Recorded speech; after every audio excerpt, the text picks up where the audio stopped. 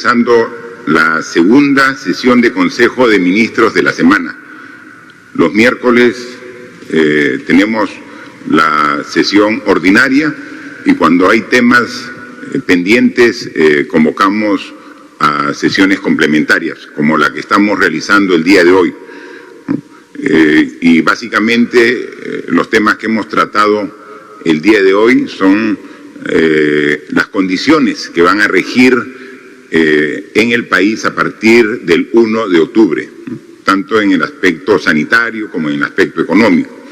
Son decisiones que tenemos que formalizar a través de decretos supremos. Decreto supremo que es aprobado por el Consejo de Ministros. El Consejo de Ministros sesionó el día miércoles y ahí escuchamos de los especialistas de salud, del Ministerio de Economía y Finanzas, los sustentos y los análisis correspondientes. En función de ello se ha hecho comisiones de trabajo para que hoy día ya se presenten y, como ya lo hemos hecho, aprobado las decisiones que vamos a tomar en consideración a partir del día 1 de octubre, ¿no? Ha sido una semana intensa de trabajo, donde no dejamos de poner como el principal foco de la atención el combate contra la pandemia, el COVID-19. Pero gradualmente estamos también ya abocados en una serie de otras actividades que son necesarias seguir desarrollando en nuestro país. Siendo el foco de atención la pandemia, tenemos que ser conscientes de que se requiere generar la mayor cantidad de puestos de trabajo. Para eso hay que reactivar actividades que se suspendieron, que se paralizaron durante el estado de emergencia y la cuarentena y que ahora comenzamos a reanudar en diferentes fases. La fase 1 que empezó en el mes de mayo, de ahí mes de junio, julio y ahora a partir del mes de octubre estamos ya empezando parcialmente la fase 4 porque ya estas últimas actividades hay que ser bastante cuidadoso para poder generar fuente de trabajo a partir de actividades económicas, pero continuar con los resultados que venimos alcanzando en la reducción de personas contagiadas, de personas hospitalizadas y personas que fatalmente fallecen como consecuencia de la infección del COVID-19. El Estado, a través del gobierno, tiene una presencia intensa en todo el país, desde el presidente de la República, quien habla, como todos los ministros, ¿no? Hoy día vemos algunas caras nuevas aquí en el Ministerio, en el Consejo de Ministros, y es porque hay algunos viceministros, porque los ministros están en viaje de trabajo, ¿no? Hay 5 viceministros que nos acompañan, porque los titulares del sector han viajado y obviamente con la autorización nuestra de no participar en este consejo, pero dejando ya su voto favorable en las decisiones que hemos tomado, ¿no? La semana pasada estuvimos, yo particularmente en Piura, ¿no? Y cuando vamos a las regiones siempre estamos en la ciudad capital, pero luego nos desplazamos a diferentes distritos y provincias del interior, porque es necesario tener acción directa del gobierno en provincias y distritos de nuestro país. Estuvimos en Piura, específicamente en Sullana, en la cooperativa agraria Abbosa, donde a través del programa Agroideas, el Ministerio de Agricultura está fortaleciendo la cadena de banano orgánico, ¿no? Para que este producto de agroexportación tenga un mayor soporte y pueda seguir mejorando como viene siendo en los últimos años. Luego nos fuimos a Morropón, estuvimos con su alcaldesa y se inauguró un canal, el canal Patal, como también entregamos créditos del Fondo Agroperú a los pequeños productores agropecuarios, ¿no? Entonces es fundamental en regiones como Piura, en Sullana, en Morropón, fortalecer un sector económico que es tan importante como la agricultura, ¿no? Al día siguiente, el viernes, estuvimos en La Libertad y nos trasladamos hasta Virú para entregar 50 camas hospitalarias a esta provincia, estableciendo y verificando que estén las condiciones adecuadas para mejorar la oferta hospitalaria, ¿no? Estuvimos luego en Salaberry viendo cómo van los avances en la modernización del puerto Salaberry. 60 años tiene el puerto Salaberry y no tenía desde esa época una intervención importante para modernizarlo. Hemos visto cómo se refuerzan los espigones, los terminales portuarios, los almacenes, los silos, las grúas, para que pueda dar un muy buen servicio para toda la exportación que sale de esta región tan importante como es La Libertad, ¿no? Y es un puerto multipropósito para que pueda sacar la agroindustria que produce tanto chaimochic como también productos de exportación, mineros, y justo cuando estuvimos habían dos barcos muy grandes que estaban también importando productos hacia nuestro país, ¿no? Y en el propio Trujillo estuvimos en la villa de E-Salud, entregando a la ciudad de Trujillo 100 camas adicionales para atención de pacientes de COVID-19. Al día siguiente, el domingo, estuvimos ya no en el norte del país, sino nos fuimos a la selva central, a la selva de Junín. Estuvimos en la provincia de Chanchamayo, donde específicamente en La Merced se inauguró la planta de oxígeno del hospital de La Merced.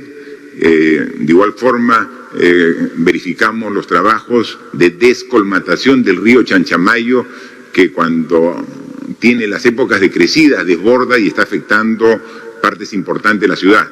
Hay un convenio entre el municipio de La Merced con el batallón de ingeniería del ejército, está logrando dar protección. Ahí dispusimos de que el convenio se amplíe porque no había completado la meta propuesta y se había cumplido el convenio. Así que seguimos trabajando y ahí los batallones de ingeniería del ejército son una muy buena ayuda, que hemos dado la disposición, se aproveche al máximo esa capacidad logística que tiene el ejército con maquinaria de construcción.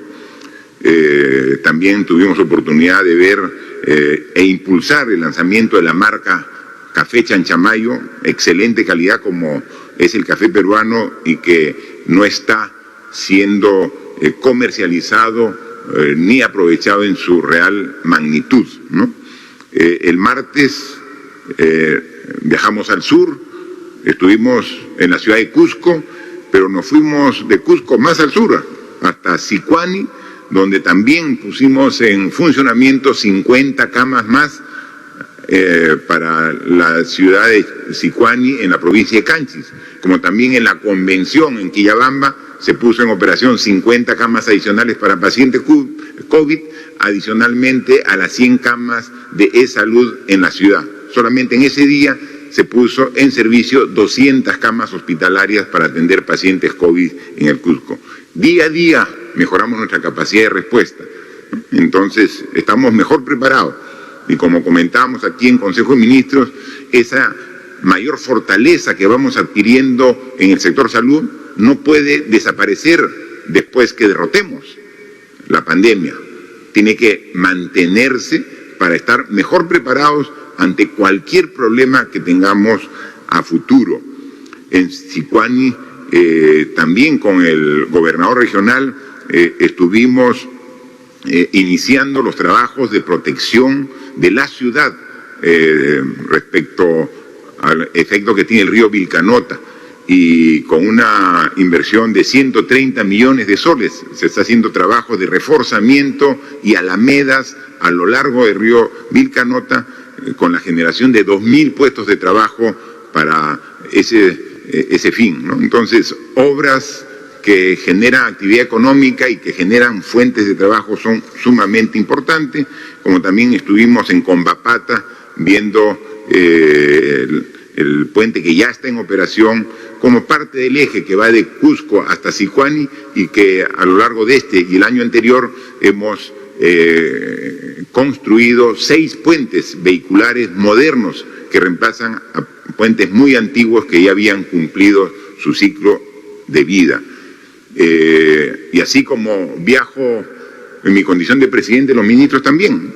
En esta semana la ministra de Desarrollo e Inclusión Social ha estado en Moyobamba, en San Martín, el ministro de Educación ha estado en Piura, viendo la inauguración de un colegio, reuniones con el gobierno regional de Piura, el ministro de Relaciones Exteriores ha estado en Loreto para ver cómo va estabilizándose los resultados de disminución del efecto de la pandemia, el ministro de Energía y Minas recién ha llegado de Moquegua, donde ha ido a crear el Comité de Desarrollo Minero Energético, que permitirá el desarrollo sostenible de inversiones en minería, hidrocarburos y electricidad.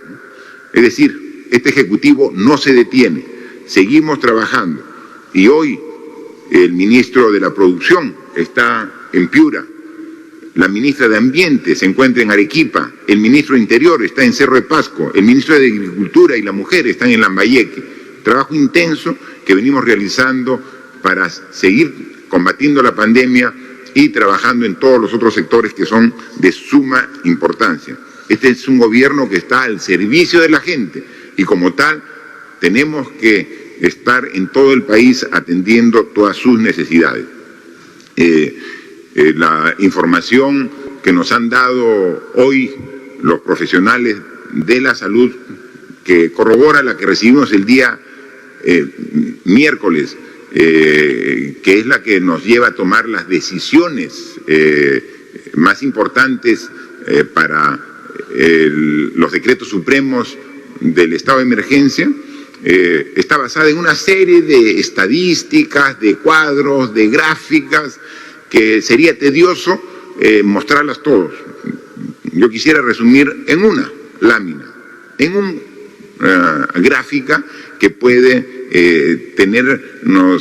darnos la claridad de cómo va la evolución de la pandemia, y es la cantidad de personas fallecidas por todo concepto en función de los datos que tiene el SINADEF, ¿no?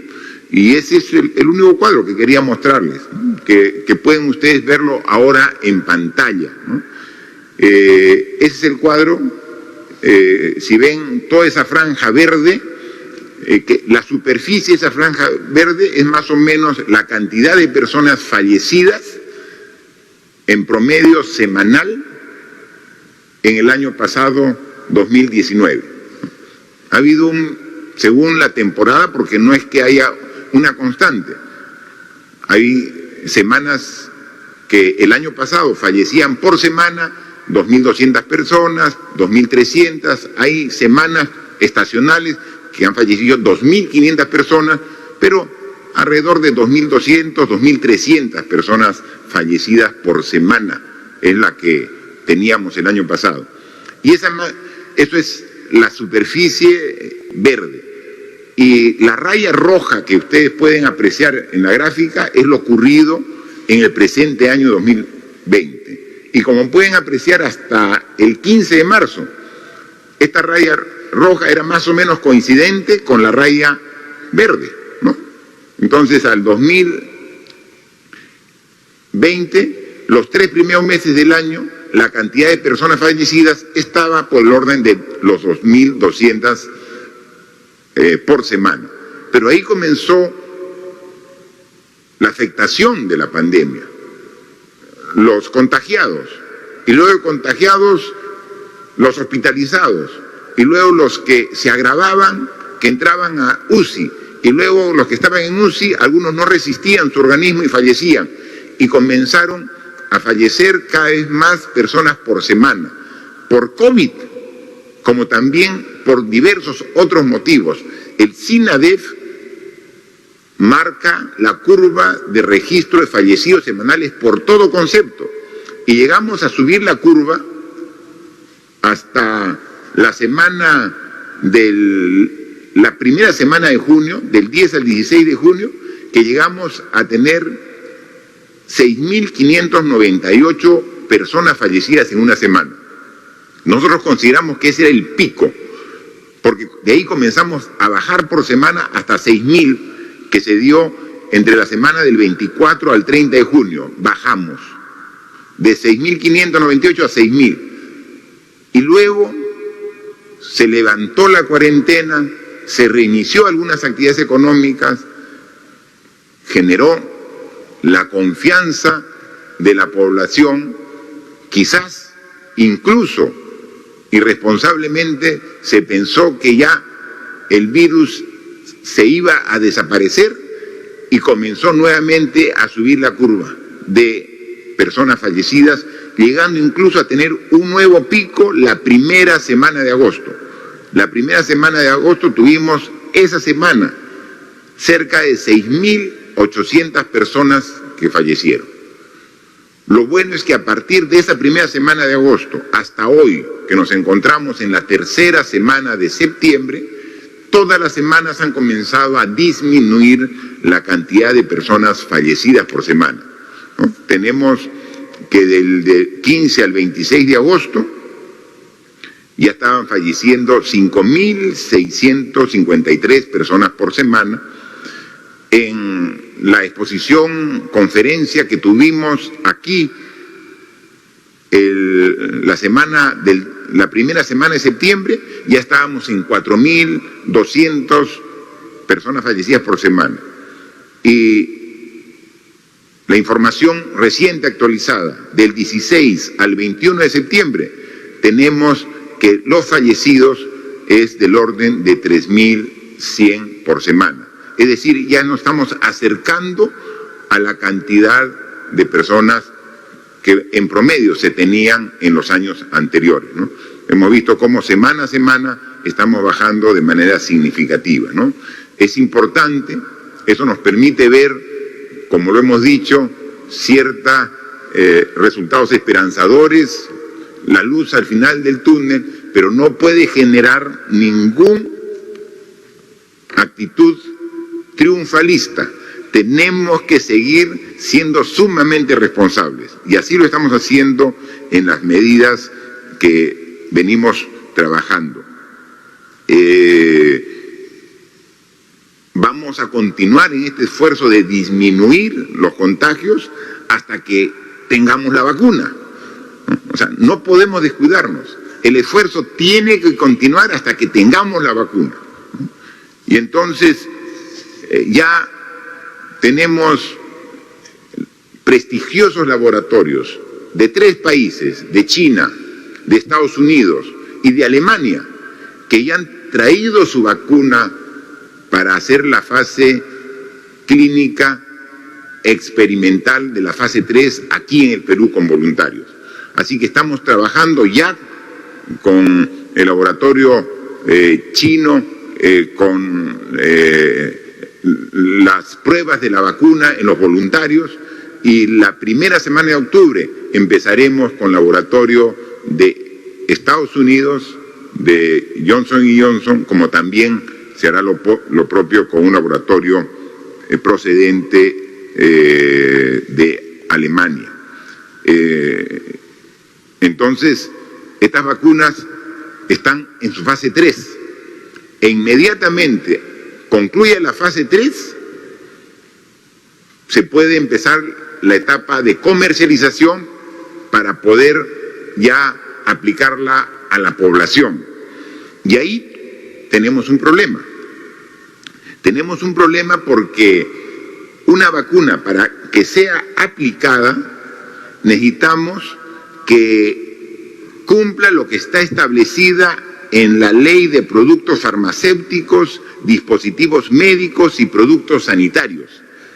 Podríamos tener nosotros en 2 o 3 meses la vacuna lista, aprobada, terminada la fase 3, pero para que pueda ser usada en el Perú necesitamos la autorización de las instancias correspondientes. Esa autorización puede tomarse meses y quizás hasta años para lograr la autorización con los trámites vigentes según la ley actual para nuestro país. Por eso en Consejo de Ministros hemos aprobado un proyecto de ley que modifique este procedimiento específicamente para la aplicación de esta vacuna, específicamente la modificación del artículo 8 de la ley 29459, ley de los productos farmacéuticos, dispositivos médicos y productos sanitarios. Con esta norma nos va a permitir que una vez que se apruebe, con todas las seguridades del caso, podamos dar las autorizaciones correspondientes aquí en nuestro país. Pero es ley, no podemos nosotros emitir la norma aquí en el Consejo de Ministros. Tenemos que derivar al Congreso de la República para que nos apruebe esta modificación, porque no puede darse el caso que tengamos la vacuna y no la podamos aplicar por falta de una autorización que impide la ley en función de los plazos que tiene determinado. Ya la ley como proyecto la tenemos elaborada, vamos, como siempre lo hacemos, a hacer la suscripción del proyecto de ley que el día de hoy, en horas de la tarde, en oficio dirigido al presidente del Congreso, el señor Manuel Merino Elama, tendrá en su poder. Lo que pedimos es que, como lo decimos en la carta, le dé el tratamiento con carácter de muy urgente. No dudamos que cuando lo vean determine la importancia del tema para que puedan priorizar esta ley dentro de las muchas que tiene en agenda el Congreso y poder tener la seguridad para dar la inmunización a las personas con las vacunas correspondientes.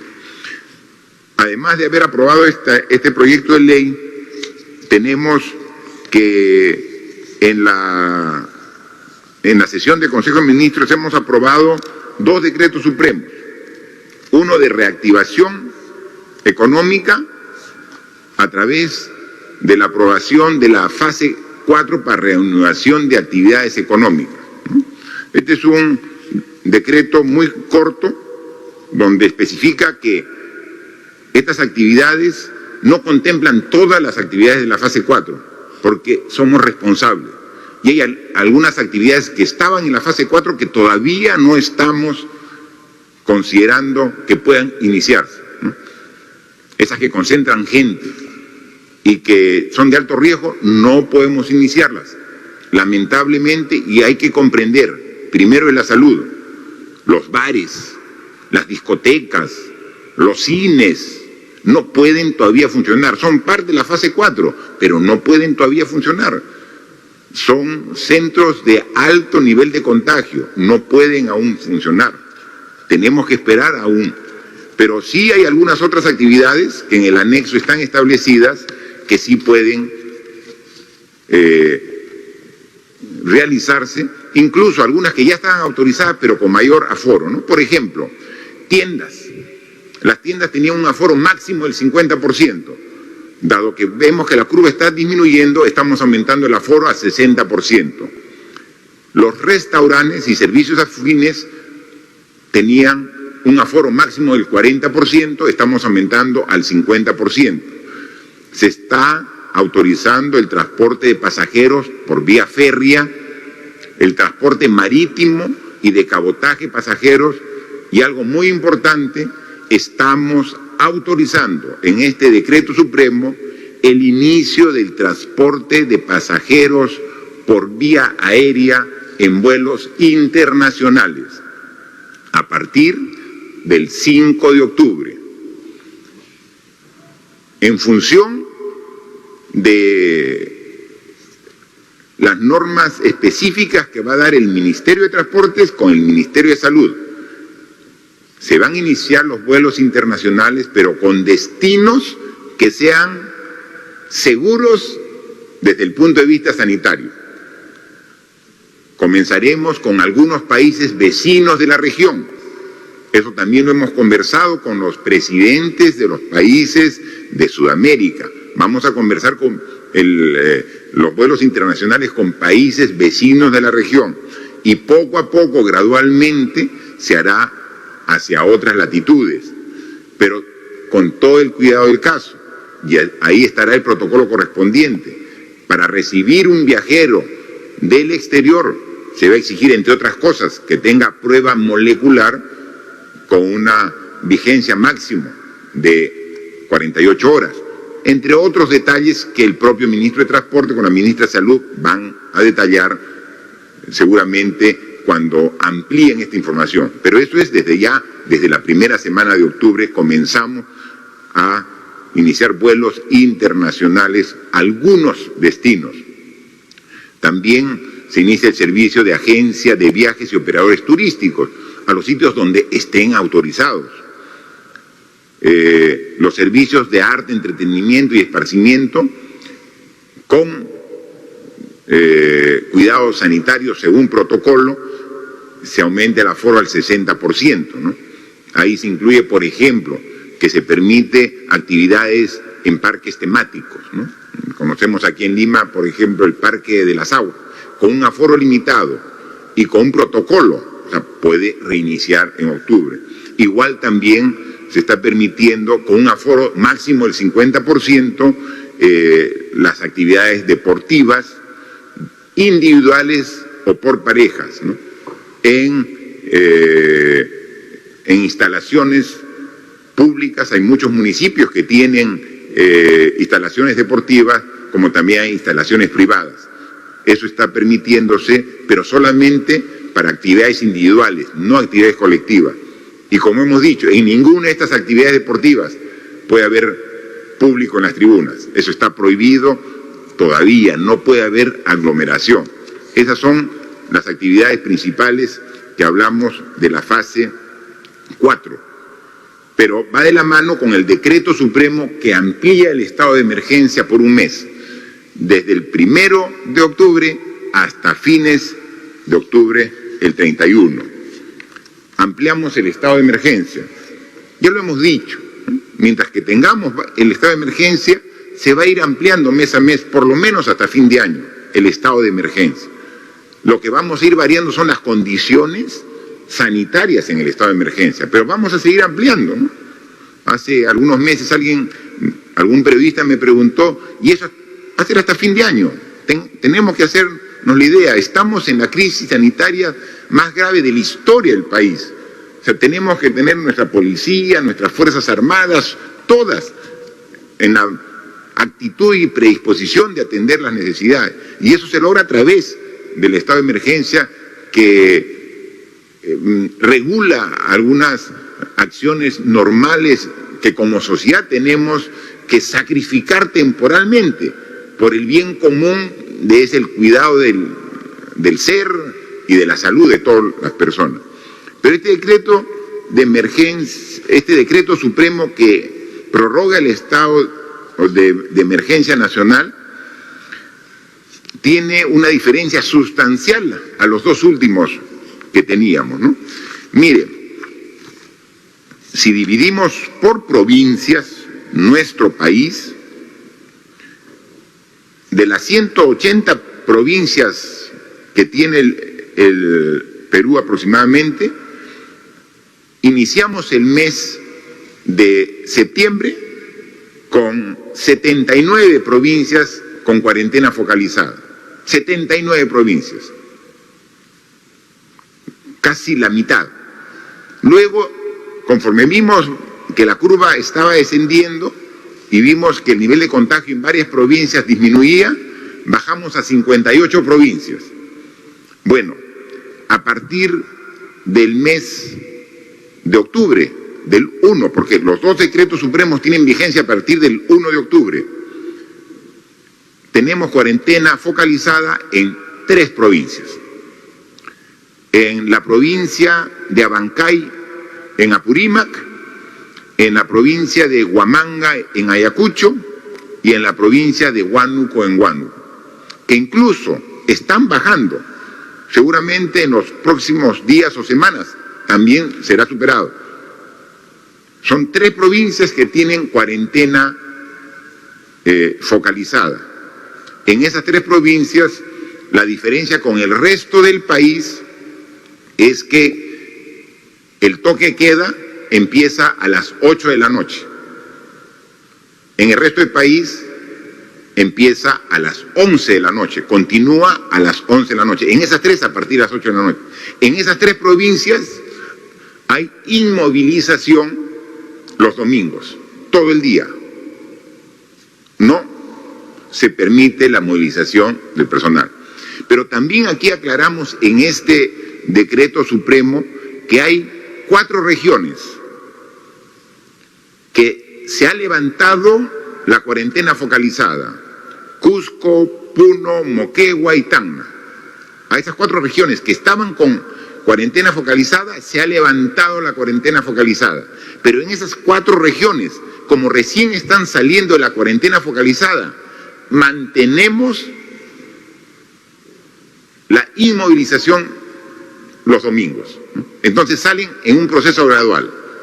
En conclusión, Cusco, Tacna, Moquegua, Puno y Abancay, Huamanga y Huánuco tienen la restricción de movilización, es decir, tienen inmovilización los domingos.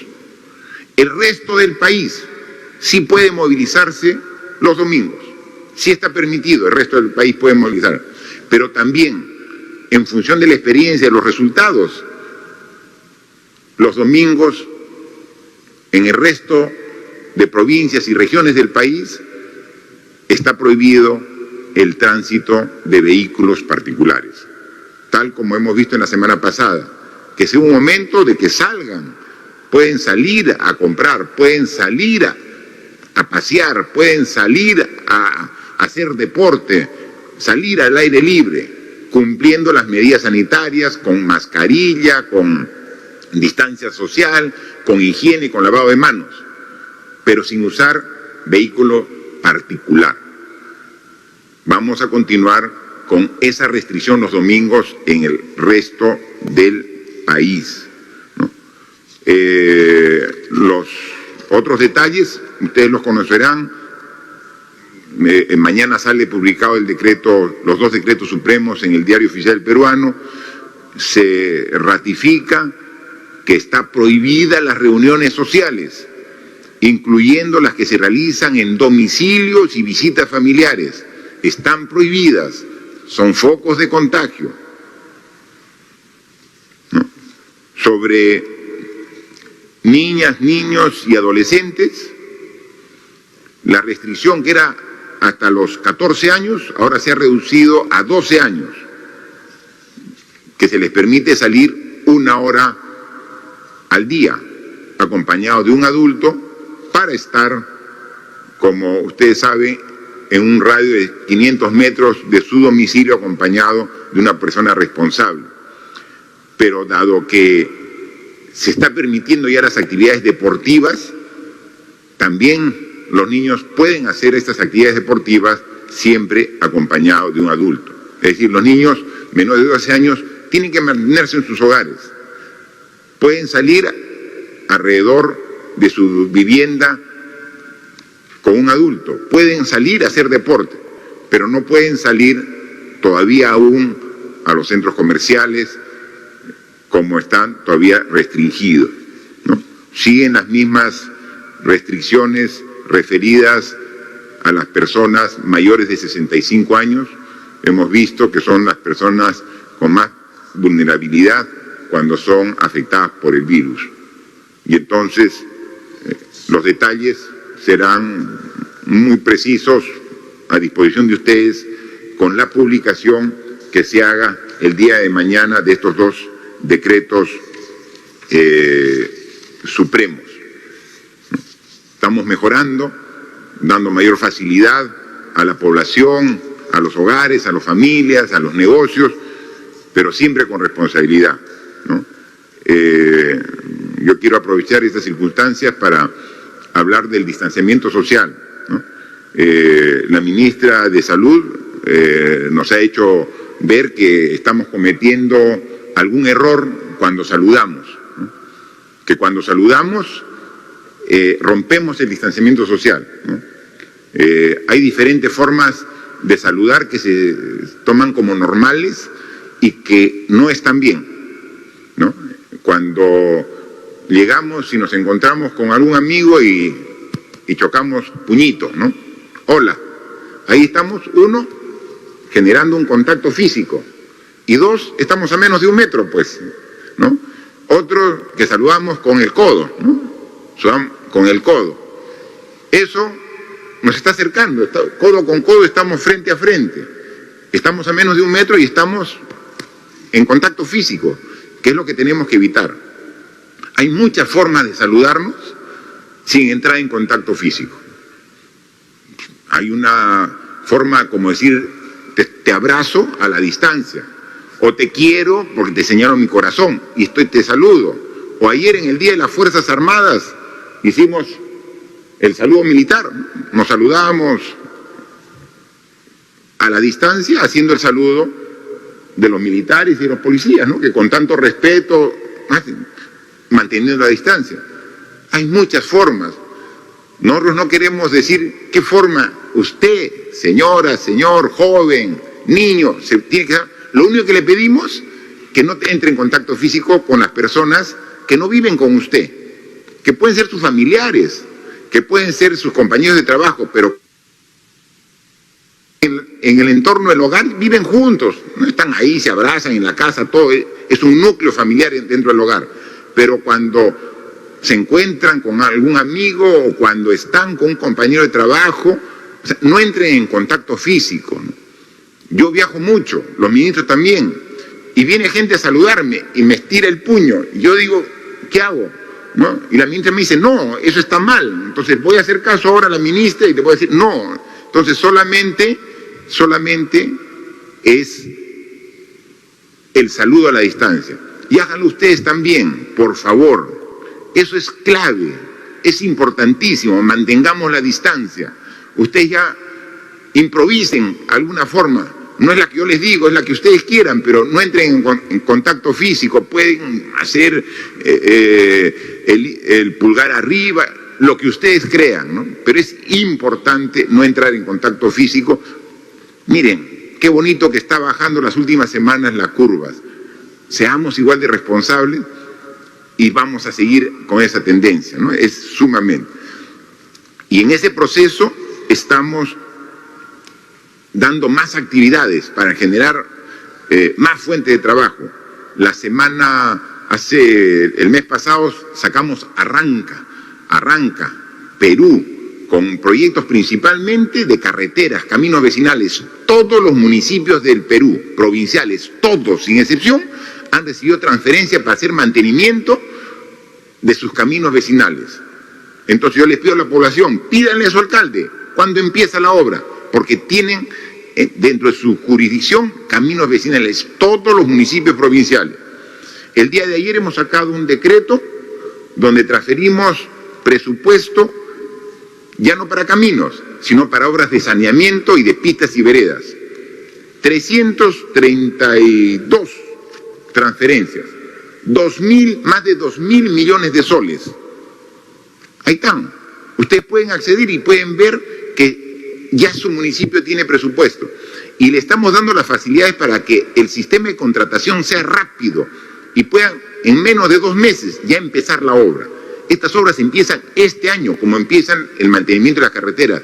Y por eso la inversión pública está mejorando, pero queremos que mejore más, como está bien mejorando la inversión privada por la confianza que se tiene en nuestro país. Miren la cantidad de proyectos, hojas, listado de proyectos, no de todo.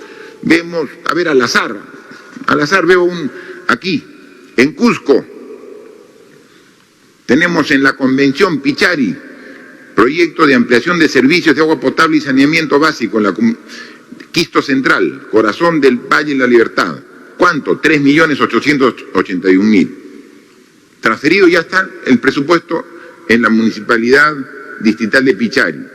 Otro, Municipalidad Distrital de Aina, Ayacucho, en La Mar, Distrito de Aina. ¿Cuánto le hemos transferido? 8.210.000. ¿Para qué? Mejoramiento y ampliación de los servicios del sistema de agua potable y alcantarillado en 12 localidades de los centros poblados de Rosario, San Martín y Machente, distrito de Aima, La Mara y Ayacucho, ¿no? O sea, cantidad, miren, 332 proyectos, al azar, otro más, veamos, Huánuco, Guamalíes, distrito de Monzón, 1.456.000 para Guamalíes. Otra, Cajamarca, Municipalidad, Baños del Inca, mejoramiento y ampliación, servicios de agua potable y alcantarillado, Saulo Chico, Valle Verde, 4.600.000 transferido. La Libertad, para la Municipalidad Distrital de Magdalena de Cao, mejoramiento y ampliación del sistema de agua potable y alcantarillado, de Cao, Ascope, La Libertad, ¿cuánto? 3.092.000. Y podemos seguir, todas las regiones, cantidad de proyectos. A ejecutar, señores alcaldes, está el presupuesto en sus cuentas. Caminos vecinales, tenemos obras de saneamiento, pistas y veredas, adicionales a su presupuesto inicial de apertura. Esto es adicional a su presupuesto. Ejecutemos, fuerza, eficiencia, honestidad, para generar puestos de trabajo y la reactivación económica que es tan importante, ¿no? Luego, comentarles que, como todos ustedes saben, y lo dije ayer en la ceremonia por el Día de las Fuerzas Armadas, que no debemos, los políticos, las instituciones, estar enfrascados en discusiones absurdas que no hacen otra cosa que conducir a la parálisis. Estuvimos la semana pasada prácticamente una semana, todo el Perú en la incertidumbre sobre el tema de la vacancia que había solicitado un grupo de congresistas. Finalmente la votación se dio el día viernes, estuvimos en el Congreso dando la cara, diciendo nuestra verdad y con la frente en alto, de quien sabe que siempre obra correctamente. Y con esa confianza, después de estar 15 minutos en el Congreso, con el permiso del presidente del Congreso y los congresistas que estaban de manera presencial, me fui a seguir trabajando al norte del Perú. Después de un análisis, debate, una discusión, se dio la votación y por un amplio margen y porcentaje se rechazó la vacancia presidencial, lo que denota la responsabilidad y la convicción democrática de mantener los poderes ejecutivo y legislativo en cada uno en la competencia que le corresponde. Sin embargo, nosotros presentamos al Tribunal Constitucional un escrito, un sustento para sobre una demanda competencial, ¿no? Para no estar en estas incertidumbres, ¿no? En el último siglo se han dado 3 procesos de vacancia y en los últimos 3, 4 años hay 3 intentos de vacancia. Entonces pareciera que no está muy bien, no muy claro. Entonces hemos dicho al máximo intérprete de la Constitución, que es el Tribunal Constitucional, hemos presentado una demanda para que vea, no pensando en nosotros. Nuestra función termina ya dentro de muy poco, en 10 meses ya dejaremos el cargo de Presidente de la República, pero para evitar de que haya este tipo de conflictos entre el Legislativo y el Ejecutivo, ¿no? Esperemos que lo vea el Tribunal Constitucional, como lo ha demostrado con la objetividad y la imparcialidad que caracteriza a la mayoría de sus fallos, ¿no? Como el fallo que ha dado sobre el cobro de deudas tributarias que se discutió esta semana, el día martes, ¿no?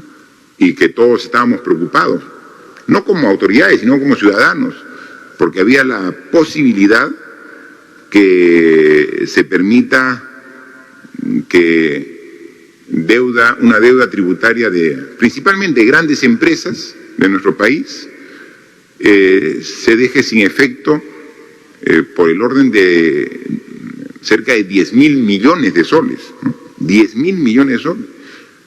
¿Con qué hacemos cada una de estas obras de saneamiento? ¿Con qué hacemos cada una de las carreteras, el hospital? ¿Con qué compramos las medicinas? ¿Con qué vamos a comprar las vacunas para toda la población si no son con los impuestos? El hecho de que el Tribunal Constitucional haya tomado esta decisión importante nos da la confianza en que todos, chiquitos, medianos, grandes, somos iguales y tenemos igual que cumplir las normas, ¿no? Así que esperemos siempre este tipo de decisiones, y por eso es que no solo como presidente sino como ciudadano tengo la expectativa de que todos cumplamos las normas y podamos estar dando los recursos necesarios que requiere el Perú para poder reactivar su economía. Hoy más que nunca tenemos que mostrar nuestro compromiso con el país, ¿no? Todos. Y los empresarios lo están haciendo. Síganlo haciendo. Y una forma de mostrar es pagando impuestos. En muchos de los problemas que hemos tenido para enfrentar la pandemia, hemos tenido la solidaridad y el aporte del sector privado, ¿no? Muy bien, ¿no? Pero en lo rutinario también se tiene que hacer para trabajar de manera conjunta a favor del desarrollo del país, ¿no? Si hacemos solamente un análisis de cuánto es 10.000 millones de soles, porque a veces no ponderamos, con 10.000 millones de soles hacemos 400.000 viviendas rurales, imagínense, o sea, 400.000 viviendas rurales es lo que está en juego en ese tema. Podemos poner varios ejemplos adicionales, ¿no? Luego, ya para ir terminando, manifestar que desde el año 2018, que asumí la presidencia de la República, planteamos la reforma política, ¿no? La reforma del sistema de administración de justicia y la reforma política. Y venimos empujando y encontramos resistencia.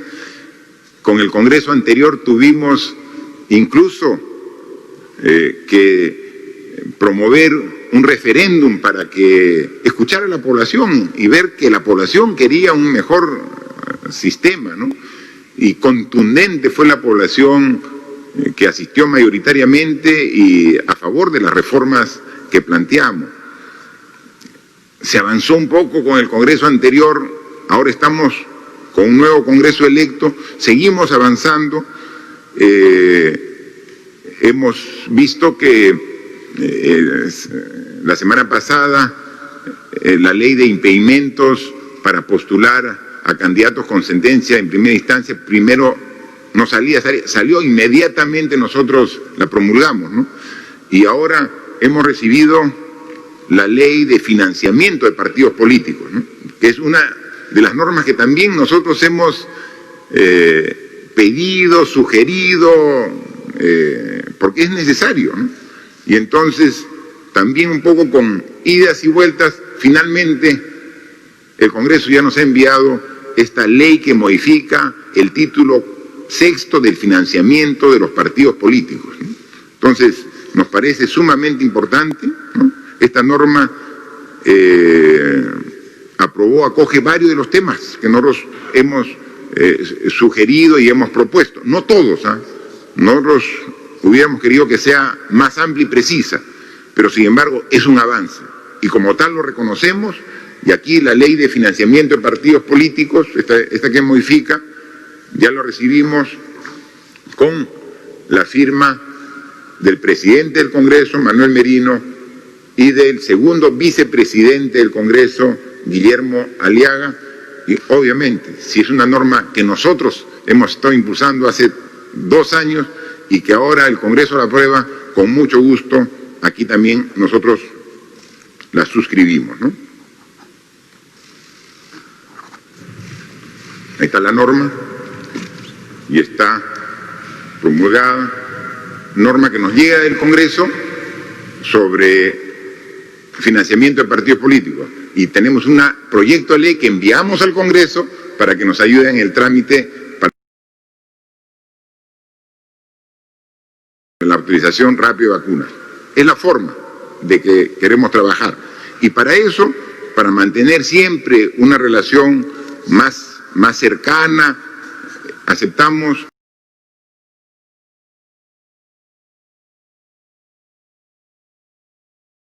el presidente del Congreso ayer cuando estuvimos y coincidimos en una reunión en la Plaza de la Bandera por el aniversario de las Fuerzas Armadas, me pidió una reunión para la próxima semana, con gusto he aceptado. El Premier está coordinando la fecha para reunirnos con su junta directiva, con mucho gusto, reunirnos y formar una agenda común de puntos en las cuales debemos dar prioridad. Adicionalmente a esa reunión que voy a tener con la junta directiva del Congreso de la República, ayer tuve una reunión con uno de los partidos que tiene representación parlamentaria, Alianza para el Progreso, con su presidente y con algunos de sus congresistas, también con la máxima voluntad de coincidir en temas en beneficio del país. Y hablando de reuniones, también hoy día he convocado al Consejo de Estado para el próximo día lunes a las 5 de la tarde para que las cabezas de las instituciones más importantes del país, Congreso de la República, Poder Judicial, Ministerio Público, Defensoría del Pueblo, Contraloría General de la República y el presidente de la República, podamos ante ellos exponer los detalles de la evolución de la pandemia y las medidas que a través de estos decretos supremos hemos dispuesto que se implementen a partir del mes de octubre. Han sido convocados, esperemos que esta reunión, como todas las que hemos tenido, mantenga esta voluntad de todas las instituciones de colaborar en beneficio de nuestro país. Cuando ponemos al Perú primero, vamos a estar siempre coincidiendo y siempre buscando puntos de acuerdo y de consenso. Muchas gracias, estamos a disposición para cualquier consulta de los medios de comunicación que han sido sorteados. Muchas gracias, señor presidente. Iniciamos la ronda de preguntas. Entonces, la primera es de ojo público. 68 laboratorios de China venden sus pruebas rápidas en Perú, aunque el 94% de estos no tienen certificado sanitario en su país de origen. Perú es uno de los pocos países de América Latina que usa pruebas rápidas para diagnosticar, a pesar de las advertencias de la OMS. ¿Por qué se ha permitido el ingreso de estas pruebas? En cuanto a las candidatas de vacuna, Perú participa en los ensayos clínicos de Sinopharm y se ha autorizado a AstraZeneca y CureVac. ¿El país obtendrá algún beneficio por participar con voluntarios?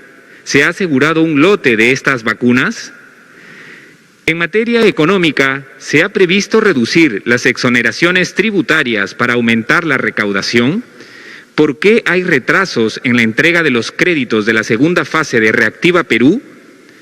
Finalmente, desde el inicio de la pandemia, 4 líderes indígenas han sido asesinados. 3 de ellos pidieron garantías que no fueron atendidas por las prefecturas. ¿Qué medidas están adoptando para proteger a los líderes ambientales? Muchas gracias. En realidad son 1, 2, 3, 4 preguntas de un medio de comunicación.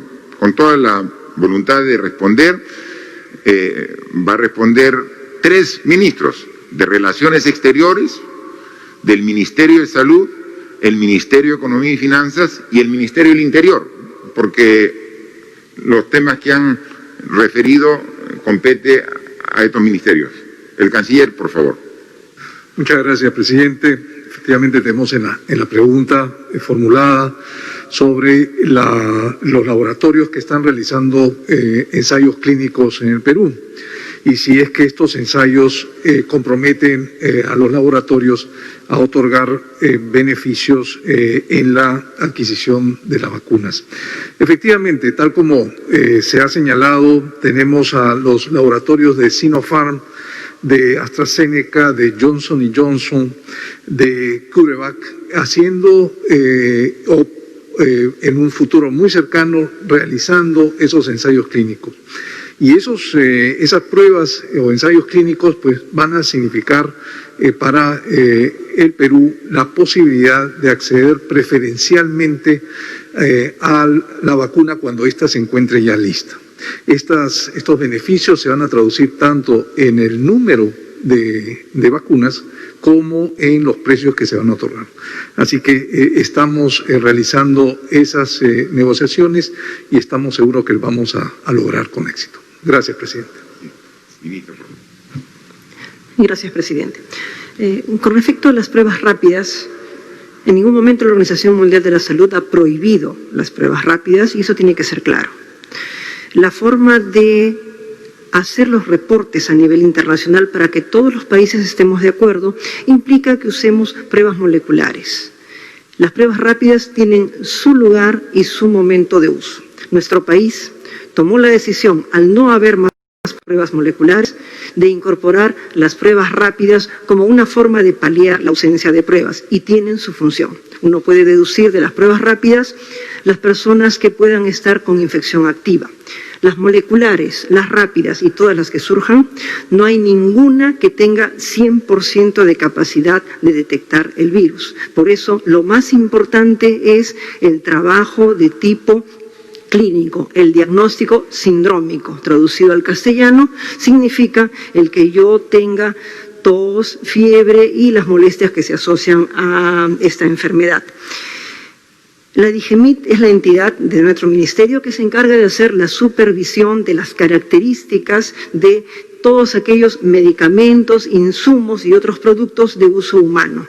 A lo largo de estos meses se han hecho una serie de supervisiones para detectar qué es lo que está circulando en el mercado. Y nosotros permitimos el ingreso como autoridad sanitaria solamente de aquellos productos que tengan la certificación correspondiente y nos valemos también de las certificaciones internacionales como existe, por ejemplo, en los Estados Unidos, en Europa y a nivel de Latinoamérica, en Argentina, en Colombia, de tal manera que nos valemos también de esas certificaciones. Se han hecho alrededor de 36 detecciones de muestras de pruebas que no son las originales o que no corresponden a las que tienen certificación dada por DIGEMIT y eso ha sido retirado del mercado. En cualquier momento, cualquier ciudadano puede hacernos la consulta correspondiente si tiene alguna duda de lo que le están ofreciendo. Y las mismas empresas farmacéuticas y los mismos laboratorios farmacéuticos nos han alcanzado también sus dudas,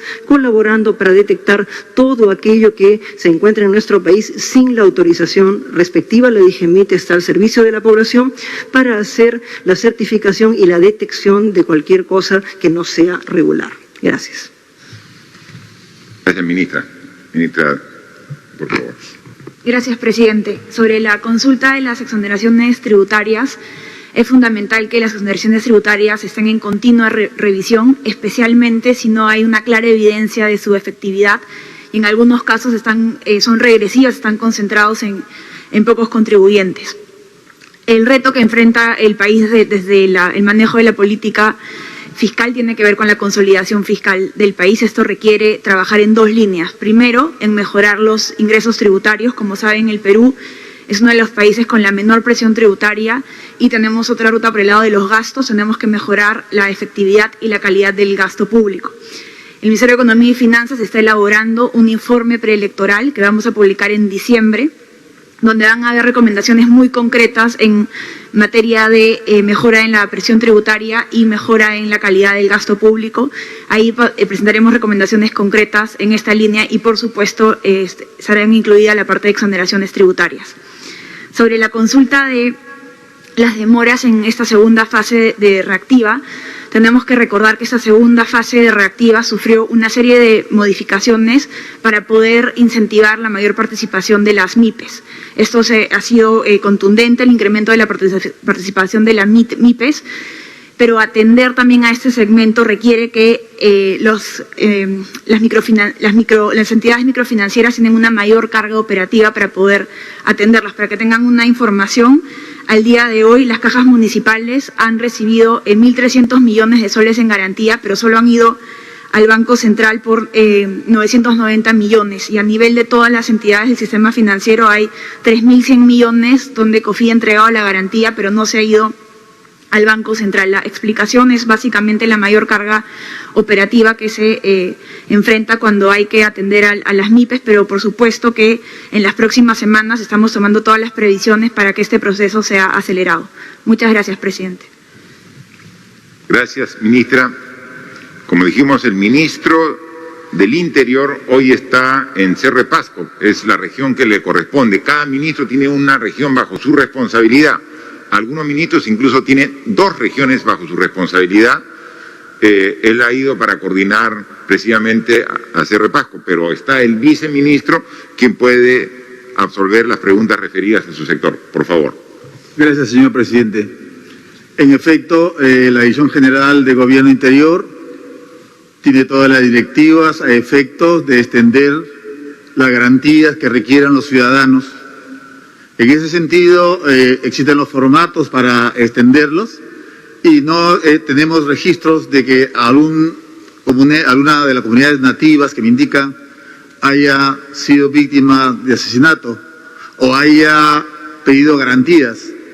En ese sentido, por ejemplo, le puedo detallar de que el caso del dirigente ambientalista Pacheco de Madre de Dios, personalmente me acerqué al prefecto de Madre de Dios y le extendieron las garantías. Es más, lo fueron a buscar a su casa porque hay necesidad de que la misma persona firme los formularios. En el caso de la familia Zambrano, también le extendimos en el acto, en el día, las garantías que se pidieron. Las garantías, en efecto, se solicitan y se llenan los formularios, señor presidente. Y en ese sentido, el sector interior garantiza. Yo estoy cercano a los APUs. Los APUs me conocen y saben perfectamente que recorro el Datén del Marañón y en las zonas donde hay ciertos inconvenientes. Pero hasta ahora no me han llamado, siempre me llaman por teléfono, pero nunca hemos tenido una comunicación en el sentido que me hayan pedido a la Dirección General de Gobierno Interior garantías como la que señala la pregunta. Muchas gracias. La siguiente pregunta es del medio de comunicación Salud con Lupa. El país pasará a la fase 4, pero no hay una estrategia clara para evitar congestionar los hospitales.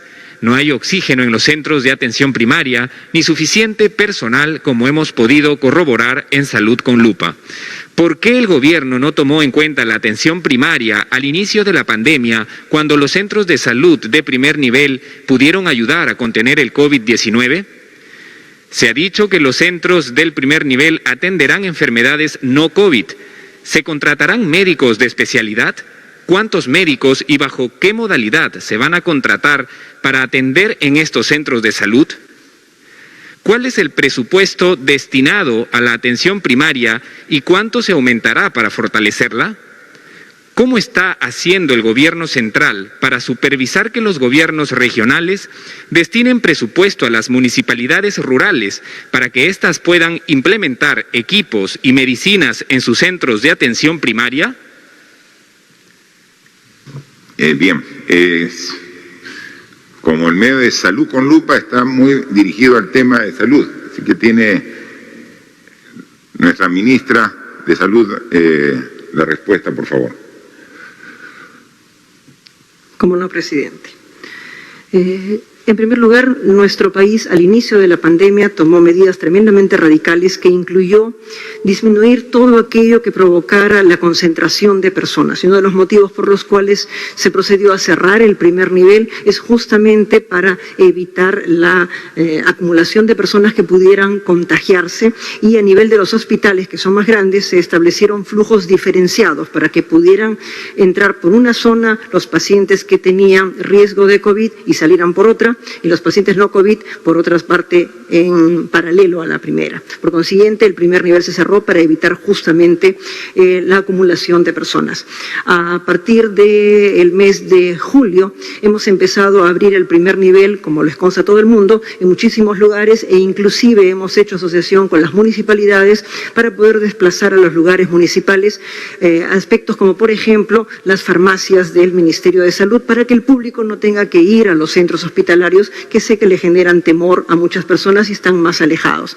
La atención primaria ha comenzado nuevamente, se está procediendo a la vacunación de los adultos mayores, se está haciendo la vacunación de los niños y se está haciendo también las orientaciones con respecto a aspectos de salud y sexual reproductiva, tuberculosis y demás, de tal manera que estamos empezando a comenzar todo ello.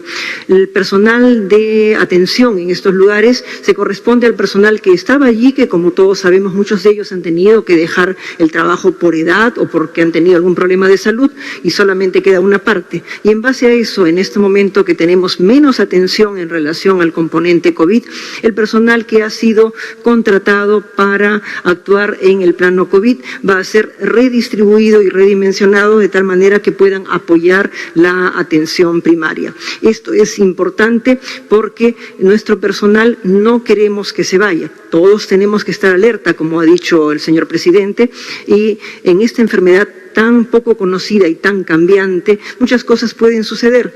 Si nos sucede que empiecen a aumentar los casos dentro de un mes, tengamos un esbozo de segunda ola, nosotros queremos que nuestro personal permanezca con nosotros y podamos así tenerlo trabajando en el sistema y poderlo llamar para que nos ayude si es que hubiera una segunda ola. De tal manera que los especialistas puedan continuar trabajando.